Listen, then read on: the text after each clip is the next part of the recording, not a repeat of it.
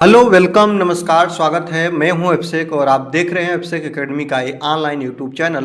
दोस्तों आज की वीडियो में हम सीडीपी अर्थात बाल विकास के 30 प्रश्नों को कवर करेंगे। 30 प्रश्नों के वीडियो काफ़ी इंपॉर्टेंट होगी, तो आज का प्रैक्टिस सेट पूरा लास्ट तक आप कवर करिएगा और आज के प्रैक्टिस सेट से आपको एग्जाम में काफ़ी मदद मिलेगी। चलिए आज की वीडियो को स्टार्ट करते हैं। आज की वीडियो का सर्वप्रथम पहला प्रश्न हम देखेंगे। दोस्तों यहाँ पे जो पहला प्रश्न ये कह रहा है कि बाल विकास का सही क्रम क्या है। तो वृद्धि से विकास की तरफ बाल विकास होता है, याद रखेंगे। यहाँ पे ये जो आप लोग देखेगा यहाँ पे एरो रहेगा, वृद्धि से विकास की तरफ कि विकास से वृद्धि की तरफ कि आपका वृद्धि से विकास की तरफ, किसके तरफ की कोई संबंध नहीं होता है। कैसा संबंध होता है ये आपको बताना है दोस्तों।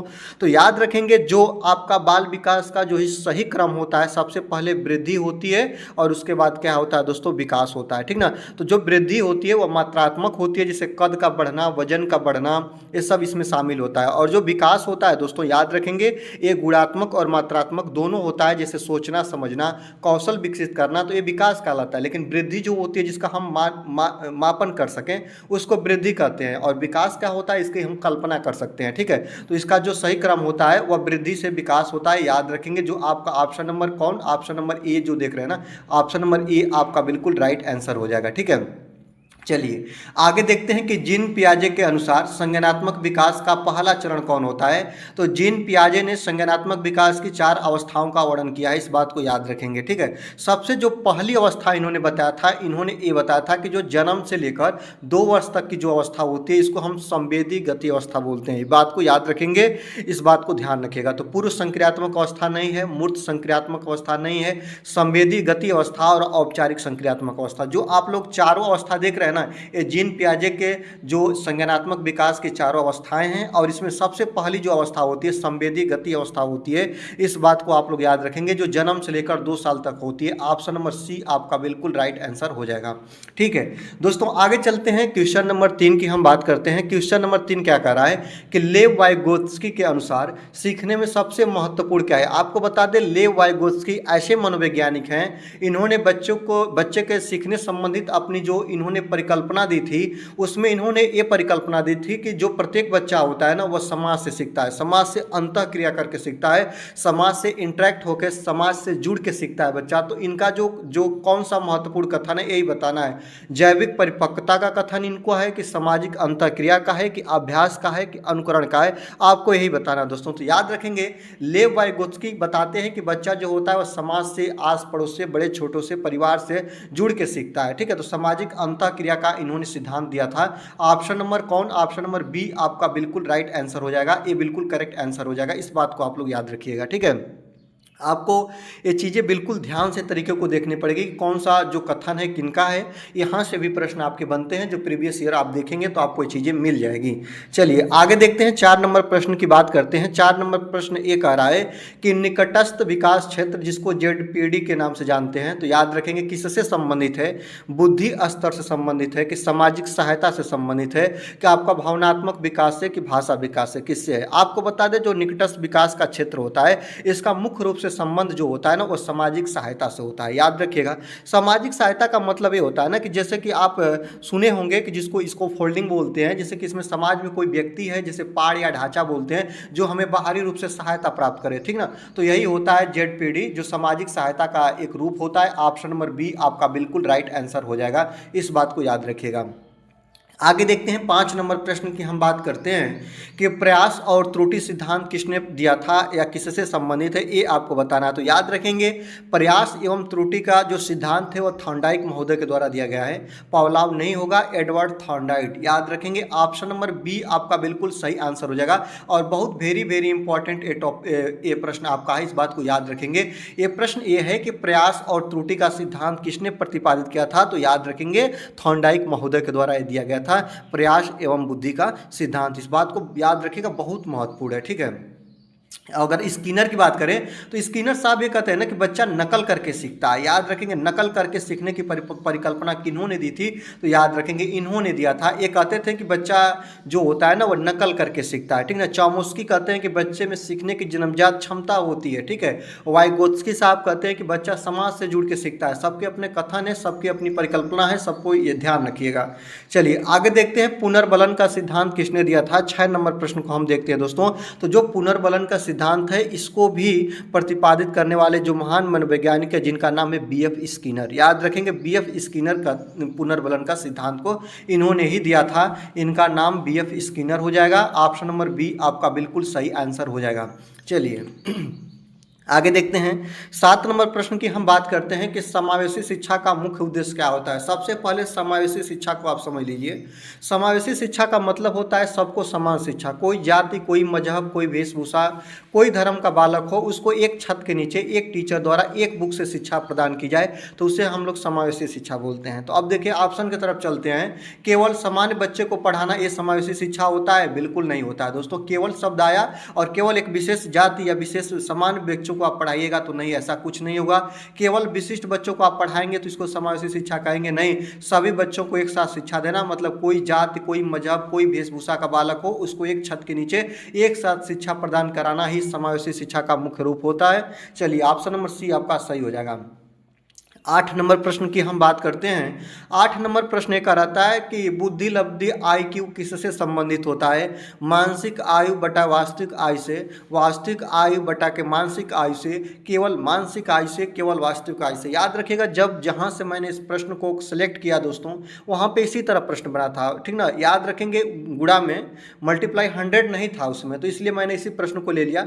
सबसे पहले बुद्धि लब्धि IQ का जो सूत्र होता है वह होता क्या है। याद रखेंगे मानसिक आयु बटा के वास्तविक आयु अगुणा के 100 होता है। ये बात को, इस सूत्र को आप लोग याद रख लीजिएगा। ये बुद्धि लब्धि IQ निकालने का सूत्र है, ये बहुत इंपॉर्टेंट है और प्रीवियस ईयर में भी इस बस सूत्र से प्रश्न बने हैं आपको 2-3 बार, ठीक है। तो देखिएगा बुद्धि लब्धि IQ किससे संबंधित होता है, तो मानसिक आयु बटा के वास्तविक आयु से संबंधित होता है। और ऑप्शन आपका कौन सही होगा, ऑप्शन नंबर ए आपका बिल्कुल सही आंसर हो जाएगा। देखिएगा यहाँ पे प्रॉब्लम ये होती है ना कि भूल जाते हैं कि मानसिक आयु ऊपर रहेगा कि वास्तविक आयु ऊपर रहेगा। याद तो सबको है, लेकिन याद रखेंगे जो आप वर्णमाला पढ़े हैं तो वर्णमाला में म पहले आता है तो मानसिक आयु पहले आएगा, मतलब ऊपर आएगा, ठीक है। और बाद में वह आता है तो वास्तविक आयु को बाद में लिखिएगा। इस ट्रिक के साथ आप लोग इसको याद रखिएगा, ठीक है। चलिए आगे चलते हैं। 9 नंबर प्रश्न की हम बात कर लेते हैं। 9 नंबर प्रश्न ए आपसे कह रहा है कि अधिगम का सबसे उपयुक्त अर्थ क्या होता है। जो अधिगम, याद रखेंगे अधिगम कहते किसको है, तो अपने व्यवहार में परिवर्तन लाना, मतलब कुछ चीज़ें सीख लेना ही अधिगम कहलाता है। व्यवहार में अस्थायी परिवर्तन को आप अधिगम बोलेंगे, क्या आपका अस्थायी परिवर्तन अधिगम कहलाएगा, कि केवल ज्ञान प्राप्ति ही अधिगम कहलाएगा, कि केवल किसी चीज़ को याद कर लेना ही अधिगम कहलाएगा। तो आपको मैं बता दूं, आप लोग इसको पढ़े भी होंगे को मनोविज्ञान और शिक्षा शास्त्र के अनुसार अधिगम का सबसे उपयुक्त अर्थ अनुभव या अभ्यास के परिणाम स्वरूप व्यक्ति के व्यवहार में होने वाला अपेक्षाकृत अस्थायी परिवर्तन जो होता है ना वह अधिगम कहलाता है। तो व्यक्ति के व्यवहार में अस्थायी परिवर्तन ही क्या कहलाएगा, अधिगम कहलाएगा। ऑप्शन नंबर ए आपका बिल्कुल सही आंसर हो जाएगा। दोस्तों आपसे कहूंगा कि अगर अभिषेक एकेडमी के चैनल पे आप नए हैं तो चैनल को सब्सक्राइब कर लीजिएगा, बेल आइकन को प्रेस कर दीजिएगा। अगर वीडियो अच्छी लग रही है दोस्तों तो वीडियो को जरूर से जरूर लाइक करिएगा। चैनल पे नए हैं तो सब्सक्राइब करके बेल आइकन को प्रेस करिएगा और अपने दोस्तों तक इस वीडियो को पहुंचा दीजिएगा, अर्थात उनको शेयर कर दीजिएगा। चलिए आगे चलते हैं। 10 नंबर प्रश्न की हम बात करते हैं। 10 नंबर प्रश्न ये कह रहा है कि अभिप्रेरणा का प्रकार कौन सा होता है। अभिप्रेरणा को याद रखेंगे, अभिप्रेरणा को मोटिवेशनल बोलते हैं और मोटिवेशनल 2 प्रकार का होता है, एक होता है आंतरिक और एक होता है बाह्य। आंतरिक अभिप्रेरणा जो होती है वह अस्थायी अभिप्रेरणा बोली जाती है और जो बाह्य अभिप्रेरणा होती है ना ये तुच्छ अभिप्रेरणा बोली जाती है। मतलब किसी के कहने से अगर हमारे अंदर कुछ मोटिवेशनल आ जाए, कोई हमको समझाए बुझाए कि आप ये पढ़ लो तो आप IAS बन जाओगे, ये बन जाओगे, वो बन जाओगे, तो उसको हम लोग बाह्य अभिप्रेरणा बोलेंगे। लेकिन हमारे मन में ही है कि मैं पढ़ के इस एग्जाम को बीट कर लूँगा, तो यह आंतरिक अभिप्रेरणा होगी। तो अभिप्रेरणा का प्रकार कितना होता है, 2 होता है, आंतरिक एवं बाह्य दोनों होता है। तो ऑप्शन नंबर सी आपका बिल्कुल सही आंसर हो जाएगा। यहाँ से प्रश्न यही बनता है कि कौन अस्थायी होता है। तो याद रखिएगा जो आंतरिक अभिप्रेरणा होती है दोस्तों यह अधिक अस्थायी होती है बाह्य अभिप्रेरणा की अपेक्षा।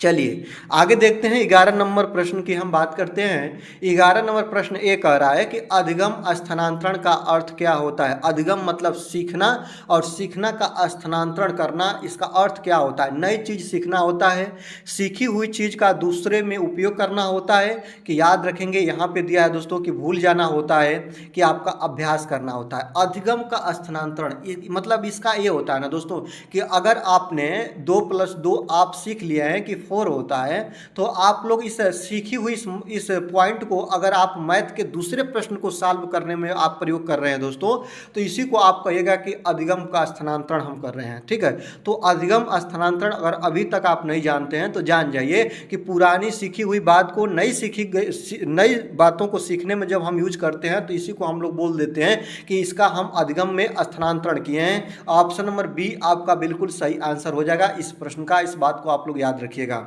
ठीक है, चलिए आगे चलते हैं। 12 नंबर प्रश्न की हम बात करते हैं दोस्तों। आज का जो ये सेशन है आपके लिए काफ़ी महत्वपूर्ण होगा और आपको वीडियो मैं आशा करता हूँ कि काफ़ी अच्छी भी लग रही होगी, तो लाइक जरूर कर लीजिएगा। कौन सा विकास सबसे पहले होता है, यही आपको बता रहा है। जो बच्चे होते हैं ना, देखिएगा पेडागोजी का प्रश्न है, तो बच्चे में सामाजिक विकास पहले होता है कि भावनात्मक विकास होता है कि शारीरिक विकास होता है कि नैतिक विकास होता है, कौन सा होता है।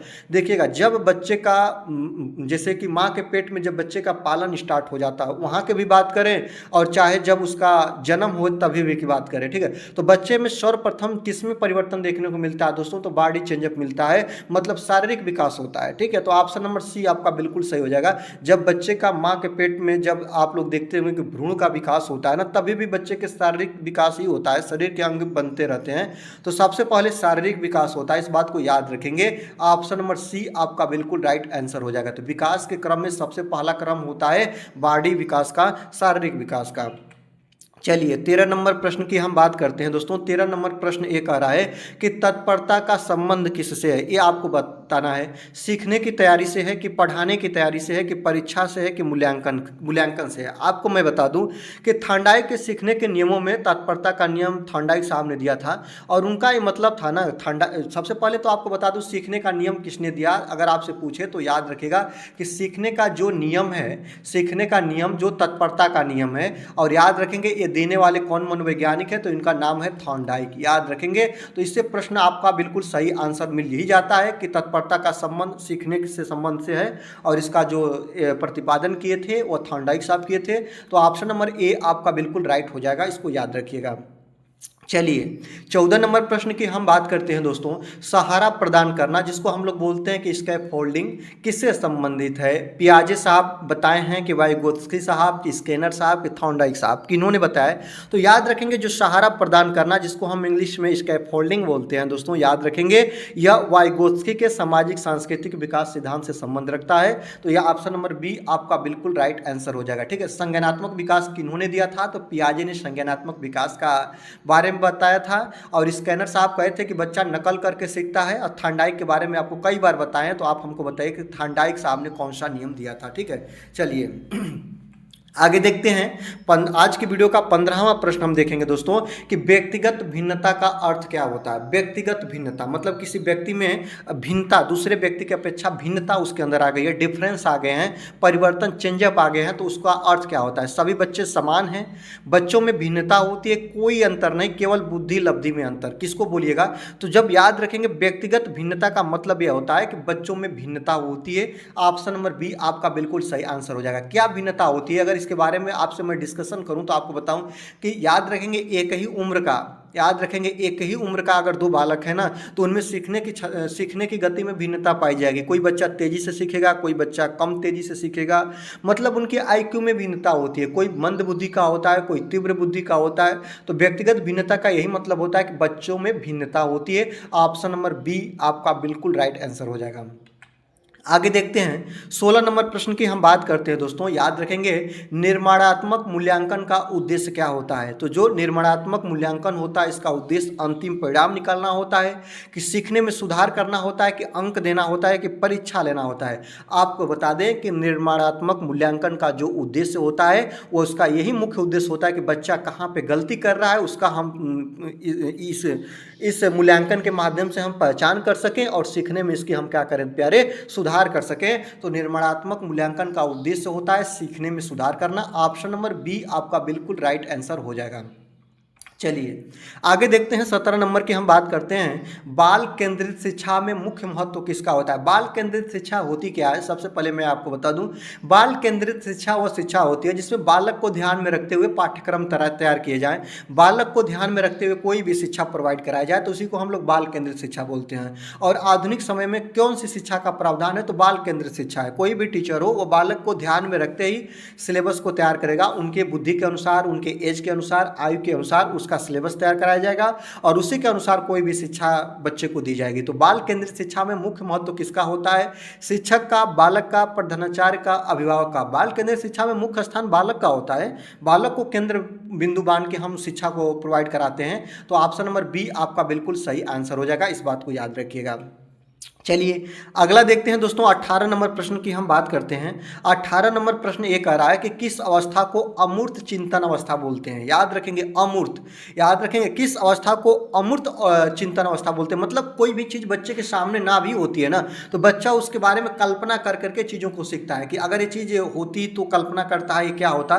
तो मतलब बच्चे की निचली अवस्था नहीं है, बच्चे की ऊपरी सबसे अवस्था है जहाँ पे बच्चा कोई भी चीज़ों को अमूर्त तरीके से सीखना, सोच सोच के जानना पहचानना करना स्टार्ट कर दे, तो किस अवस्था को अमूर्त चिंतन अवस्था कहते हैं दोस्तों? तो औपचारिक संक्रियात्मक अवस्था जो होती है ना, ये बच्चे के जो जीन पियाजे ने दिया था, जो बच्चे की चौथी अवस्था होती है औपचारिक संक्रियात्मक अवस्था। ऑप्शन नंबर डी आपका बिल्कुल राइट आंसर हो जाएगा, इस बात को याद रखिएगा।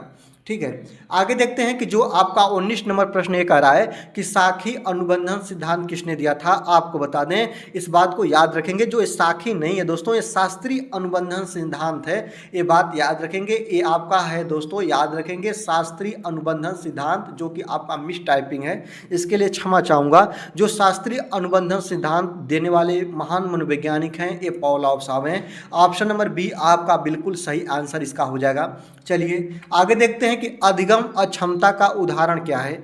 अधिगम अक्षमता, अधिगम का मतलब होता है सीखना, अक्षमता मतलब सीखने में जो क्षमता आपके अंदर न हो, मतलब सीखने की अक्षमता का उदाहरण क्या है? डिसलेक्सिया है कि अंधता है कि जो आपका बधिरता है कि पक्षाघात है? क्या होगा दोस्तों, ये आपको बताना होगा। तो जो आप लोग पढ़े भी होंगे कि अधिगम जो अक्षमता होती है, डिसलेक्सिया होता है, डिस्ग्राफिया होता है, डिस्टेनिया होता है, डिस्कैलकुलिया होता है, डिस्माफिया होता है, इसको अधिगम अक्षमता बोलते हैं। तो डिसलेक्सिया होगा, ऑप्शन नंबर ए आपका बिल्कुल सही आंसर हो जाएंगे। यह एक विकार होता है जो सीखने संबंधित विकार होता है, तो ऑप्शन नंबर ए आपका बिल्कुल सही आंसर हो जाएगा। आगे देखते हैं 21 नंबर प्रश्न की हम बात करते हैं दोस्तों। 21 नंबर प्रश्न ये कह रहा है कि कोहलबर्ग का नैतिक विकास सिद्धांत, यहाँ से एक बात और याद रखिएगा कि नैतिक विकास का सिद्धांत किसने दिया था, किसने प्रतिपादित किया था? तो कोहलबर्ग द्वारा किया गया है। किस पर आधारित है ये आपको बताना है। तो भावनात्मक विकास पर है कि सामाजिक अधिगम पर है कि संज्ञानात्मक विकास पर है कि जैविक परिपक्वता पर है? आपको बता दें कि जो लॉरेंस कोहलबर्ग का नैतिक विकास का सिद्धांत है ना दोस्तों, ये संज्ञानात्मक विकास पर आधारित है। कोहलबर्ग ने जीन पियाजे के संज्ञानात्मक विकास के कार्यों को आगे बढ़ाया और तर्क दिया था, और इसी आधार पर कोहलबर्ग का जो नैतिक विकास का सिद्धांत है दोस्तों, यह संज्ञानात्मक विकास पर माना जाता है, आधारित माना जाता है। ऑप्शन नंबर सी आपका बिल्कुल सही आंसर हो जाएगा। संज्ञानात्मक विकास किन्होंने दिया था? ये संज्ञानात्मक विकास की जो अवधारणा है ना, वह जीन पियाजे के द्वारा दी गई थी, इस बात को आप लोग याद रखिएगा। ठीक है, तो जीन पियाजे के द्वारा दी गई थी, तो इसी कारण कोहलबर्ग का नैतिक विकास का सिद्धांत संज्ञानात्मक विकास पर आधारित माना जाता है। ऑप्शन नंबर सी सही होगा। आगे देखते हैं 22 नंबर की हम बात करते हैं कि जो कोहलबर्ग के अनुसार नैतिक विकास के कितने स्तर लेवल होते हैं, यही आपको बताना है, याद रखेंगे। तो जो कोहलबर्ग के अनुसार जो नैतिक विकास के जो अवस्थाओं के बारे में या लेवल के बारे में उन्होंने बताया दोस्तों, वह 3 अवस्थाओं के 3 स्तर के बारे में बताया। तो ऑप्शन नंबर 3 आपका बिल्कुल सही आंसर हो जाएगा। अगर बात करेगा किसके किसके बारे में, तो उन्होंने बताया कि पूर्व परंपरागत स्तर एक बालक का होता है, एक होता है पारंपरिक स्तर एक बालक का होता है, और एक होता है दोस्तों उत्तर परंपरागत स्तर। 3 स्तरों का उन्होंने वर्णन किया। ऑप्शन नंबर 3 बी आपका बिल्कुल सही हो जाएगा। आगे देखते हैं दोस्तों, यहाँ पे दिया है जो मेरे लिए लाभदायक है वही सही है, यह कथन किस चरण से संबंधित है, ये आपको बताना है दोस्तों, याद रखेंगे। ये जो कोहलबर्ग का जो इस कथन है, याद रखेंगे, जो कोहलबर्ग ने दूसरी अवस्था दी थी और दूसरी अवस्था में उन्होंने बताया था कि जो बच्चे का पारस्परिक लाभ अभिन्यास जो अवस्था होती है ना, जो मेरे लिए एक लाभदायक है वही सही है, वह चीज़ें जानता है बच्चा, ठीक ना। तो पारस्परिक लाभ अभिन्यास की यह अवस्था का रूप है, जो याद रखेंगे, जो स्टेज उनकी दूसरी थी और उन्होंने यह अवस्था का वर्णन किया था। ऑप्शन नंबर ए आपका बिल्कुल सही आंसर हो जाएगा। आगे देखते हैं कि किस वैज्ञानिक ने माना है कि उचित वातावरण से बुद्धि लब्धि में वृद्धि होती है। याद रखेगा, आपको बता दें एक मनोवैज्ञानिक है जिनका मानना है, जिनका नाम है दोस्तों कूले। कूले साहब बताते हैं कि बच्चे को जैसा आप बढ़िया वातावरण प्रोवाइड कराइएगा, मतलब कि बच्चे के सीखने की जो क्षमता प्रभावित होती है उसके वातावरण से होती है, इन्वायरमेंट से होती है, ठीक ना। तो यही प्रश्न ये कह रहा है कि किस वैज्ञानिक ने माना है कि उचित वातावरण से बुद्धि लब्धि में वृद्धि होती है। बिल्कुल कूले साहब ने कहा है। कूले साहब का यह मानना था कि बच्चा को अच्छा से अच्छा वातावरण अगर आप प्रोवाइड कराइएगा तो उस सीखने में उसको मदद मिलेगी। ऑप्शन नंबर बी आपका सही हो जाएगा। आगे देखते हैं कि बाल विकास का अर्थ है व्यवहार में परिवर्तन, बालक का गुणात्मक परिमाणात्मक परिवर्तन, बालक का गुणात्मक विकास और व्यक्तित्व में परिवर्तन। क्या सही होगा यही आपको बताना है। तो याद रखेंगे, बाल विकास का अर्थ होता है बालक का गुणात्मक एवं परिमाणात्मक परिवर्तन, दोनों याद रखेंगे। ऑप्शन नंबर बी आपका बिल्कुल सही आंसर हो जाएगा, ठीक है। बाल विकास में हम बालक का गुणात्मक परिवर्तन के भी मापन करते हैं, मेजरमेंट करते हैं, और परिमाणात्मक परिवर्तन का भी हम मापन करते हैं। परिमाणात्मक परिवर्तन क्या होता है, जैसे लंबाई हो गया, आपका ऊंचाई हो गया, आपका वजन हो गया, आपका आकार में वृद्धि हो गई, ये आपके परिमाणात्मक परिवर्तन होते हैं, ठीक है। और याद रखेंगे गुणात्मक परिवर्तन क्या होता है, जैसे कार्य क्षमता हो गया, व्यवहार में परिवर्तन हो गया, समझ में परिवर्तन हो गया। तो ऑप्शन नंबर बी आपका बिल्कुल सही आंसर हो जाएगा इस प्रश्न का, इसको याद रखिएगा, ठीक है। चलिए आगे चलते हैं दोस्तों। 26 नंबर प्रश्न की अब हम बात करेंगे कि अब शिक्षा हो गई है शिक्षक केंद्रित कि विद्यालय केंद्रित कि मित्र केंद्रित कि बाल केंद्रित, यही आपको बताना है। तो याद रखेंगे, मैंने पहले भी बताया कि याद रखेंगे कोई भी शिक्षा, अब याद रखेंगे जो आपका एनसीएफ हो गया, चाहे नेशनल एजुकेशन पॉलिसी हो गया, एनईपी हो गया, किसी के अनुसार अगर आप देखिएगा तो याद रखेंगे आपकी शिक्षा बाल केंद्रित हो गई है। बालक को ध्यान में रख के ही कोई पाठ्यक्रम या कोई शिक्षा प्रोवाइड कराई जाती है। ऑप्शन नंबर डी आपका सही हो जाएगा। आगे देखते हैं 27 नंबर प्रश्न की हम बात करते हैं। 27 नंबर प्रश्न एक आ रहा है कि भाषा विकास के विभिन्न अंग कौन से हैं। अक्षर ज्ञान कराना ये भाषा विकास का अंग होता है, कि सुनकर भाषा को समझना ये होता है, कि ध्वनि उत्पन्न करके भाषा उत्पन्न करना ये होता है, कि उपयुक्त सभी होता है। आपको बता दें यहाँ पे देखिएगा कि भाषा विकास के विभिन्न अंग कौन होते हैं। आपसे मैं एक बात कहूँगा कि जब भी आप सीडीपी के प्रश्न को हल करिएगा प्यारे, तो अगर आपको उपयुक्त सभी दे, मैं तो इस प्रश्न को बताऊंगा, लेकिन आपको एक ट्रिक बता रहा हूं कि उपयुक्त सभी मतलब कि आल प्रश्न आपके सही की कंडीशन आ जाए ना, तो उस परिस्थिति में, उस कंडीशन में आप लोग ज्यादातर सिचुएशन ये होती है ना कि वह उपयुक्त सभी वाला प्रश्न ऑप्शन सही हो जाता है, ठीक ना। मैंने जो कवर किया है अब तक देखा है, जब आपको ना आए तब के लिए मैं कह रहा हूँ कि भाषा विकास के विभिन्न अंग देखिएगा। भाषा विकास में अक्षर का ज्ञान कराना ये भाषा विकास का रूप होता है, बिल्कुल होता है।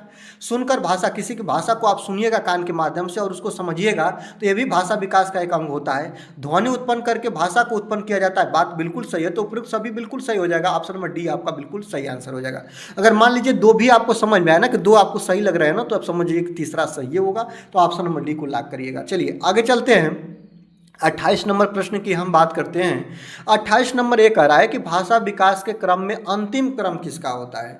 तो ध्वनि का पहचानना, ध्वनि का उच्चारण करना, शब्दोच्चारण करना और भाषा विकास की पूर्ण अवस्था। याद रखेंगे, जब बच्चा भाषा विकास की पूर्ण अवस्था कब कर लेता है, जब वह बच्चा, जैसे आप लोग देखिएगा, ध्वनि का पहचानना हो गया, ध्वनि का उच्चारण करना होगा, शब्दोच्चारण हो गया, ये सब भाषा विकास की पहले की अवस्था होती है। मतलब सबसे पहले बच्चों को आप वर्ण पढ़ाइएगा, वर्ण के द्वारा चिन्हना पहचानना, एक अंक मिलावट पढ़ाइएगा, तो ये सब चीजें होती है ना जो भाषा विकास के पूर्ण अवस्था से पहले की होती है। तो ऑप्शन नंबर डी जो होगा ना, ये अंतिम अवस्था मानी जाएगी। ऑप्शन नंबर डी आपका सही आंसर हो जाएगा। आगे देखते हैं आज की वीडियो का 29 नंबर प्रश्न हम देखेंगे कि बालक के सामाजिक विकास में सबसे महत्वपूर्ण कारक कौन सा होता है। तो सामाजिक विकास मतलब सोशलाइजेशन डेवलपमेंट, याद रखेंगे। और जो सामाजिक विकास होता है इसमें सबसे पहले बच्चे के व्यवहार में परिवर्तन आता है, ठीक है। तो इसको आपको बताना है कि जातिवाद, आनुवंशिकता, वातावरण, विद्यालय किसके प्रति होगा। तो बालक के सामाजिक विकास में सबसे महत्वपूर्ण कारक जो होता है दोस्तों ना, याद रखेंगे, वो किसका होता है। तो वह होता है आपका वातावरण का। किसका होता है दोस्तों, वातावरण का होता है, इन्वायरमेंट का होता है। ऑप्शन नंबर सी आपका बिल्कुल सही आंसर हो जाएगा। आगे देखते हैं, बालक के समाजीकरण का प्रथम घटक क्या होता है? याद रखेंगे, जो बालक का समाजीकरण होता है ना, वह कहाँ से स्टार्ट होता है? प्रथम घटक का मतलब यही है। याद रखेंगे, समाजीकरण की पहली एजेंसी अलग होती है, द्वितीय एजेंसी अलग होती है। इसमें होता क्या है ना कि प्राथमिक एजेंसी के वे स्रोत होते हैं ना, जहाँ पे बच्चा कोई परिश्रम से, बिना कोई परिश्रम से प्राथमिक अवस्थाओं में बच्चा सीखता है ना, तो वह समाजीकरण की पहली अवस्था बोली जाती है, एजेंसी बोली जाती है। और द्वितीय एजेंसी में जैसे आपका विद्यालय हो गया, जहाँ पे बच्चा परिश्रम करके चीज़ों को सीखता है, तो याद रखेंगे वह समाजीकरण की द्वितीय एजेंसी कहलाती है। लेकिन बालक के समाजीकरण के प्रथम जो देखिएगा, याद रखेंगे वह कौन सा होगा? क्रीड़ा का स्थल, राजनीतिक दल, विद्यालय और परिवार। परिवार जो होता है ना, वह समाजीकरण का प्रथम घटक होगा। इस प्रश्न के अकॉर्डिंग ऑप्शन नंबर ए आपका सही हो जाएगा। बच्चा सर्वप्रथम माँ से सीखता है, पिता से सीखता है, और भाई बहन से, आस पड़ोस से, परिवार से सीखना स्टार्ट करता है। तो ऑप्शन नंबर ए आपका बिल्कुल राइट आंसर इस प्रश्न का हो जाएगा। आज की वीडियो में 30 प्रश्नों की श्रृंखला को मैंने खत्म कर लिया। ये 30 प्रश्नों की श्रृंखला कैसी लगी? आपने कितने प्रश्नों को आपने हल कर लिया? वीडियो अच्छी लगी दोस्तों तो वीडियो को लाइक करिएगा, वीडियो को शेयर कर दीजिएगा, और चैनल पर नए हैं तो चैनल को सब्सक्राइब करके बेल आइकन को प्रेस कर लीजिएगा। और दीजिए आज की वीडियो से विदा, देखते रहिए एफसेक एकेडमी।